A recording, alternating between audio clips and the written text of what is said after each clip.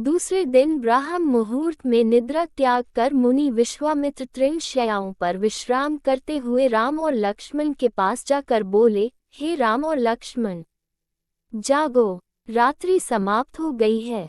कुछ ही काल में प्राची में भगवान भुवन भास्कर उदित होने वाले हैं। जिस प्रकार वे अंधकार का नाश कर समस्त दिशाओं में प्रकाश फैलाते हैं, उसी प्रकार तुम्हें भी अपने पराक्रम से राक्षसों का विनाश करना है। नित्य कर्म से निवृत्त हो, संध्या उपासना करो, अग्निहोत्र आदि से देवताओं को प्रसन्न करो, आलस्य को त्यागो और शीघ्र उठ जाओ, क्योंकि अब सोने का समय नहीं है।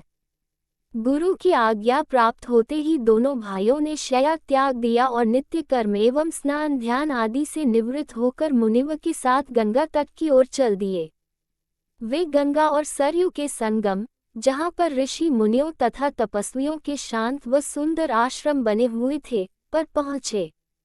एक अत्यधिक सुंदर आश्रम को देखकर रामचंद्र ने गुरु विश्वामित्र से पूछा, हे गुरुवर, ये परम रमणीक आश्रम किन महर्षि का निवास स्थान है? राम के प्रश्न के उत्तर में ऋषि विश्वामित्र ने बताया, हे राम, यह एक विशेष आश्रम है।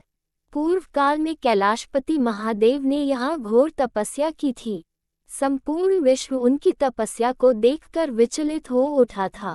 उनकी तपस्या से देवराज इंद्र भयभीत हो गए और उन्होंने शंकर जी के तप को भंग करने का निश्चय किया। इस कार्य के लिए उन्होंने कामदेव को नियुक्त कर दिया। भगवान शिव पर कामदेव ने एक के बाद एक कई बाण छोड़े, जिससे उनकी तपस्या में बाधा पड़ी। क्रोध होकर महादेव ने अपना तीसरा नेत्र खोल दिया। उस तीसरे नेत्र की तेजोमयी ज्वाला से जलकर कामदेव भस्म हो गए।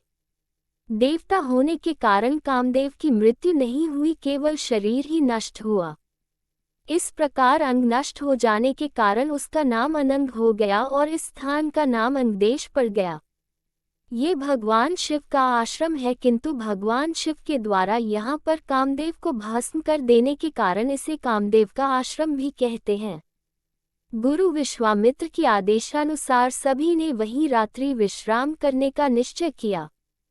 राम और लक्ष्मण दोनों भाइयों ने वन से कंद मूल फल लाकर मुनिव को समर्पित किए और गुरु के साथ दोनों भाइयों ने प्रसाद ग्रहण किया। तत्पश्चात स्नान, संध्या उपासना आदि से निवृत्त होकर राम और लक्ष्मण गुरु विश्वामित्र से अनेक प्रकार की कथाएं तथा धार्मिक प्रवचन सुनते रहे। अंत में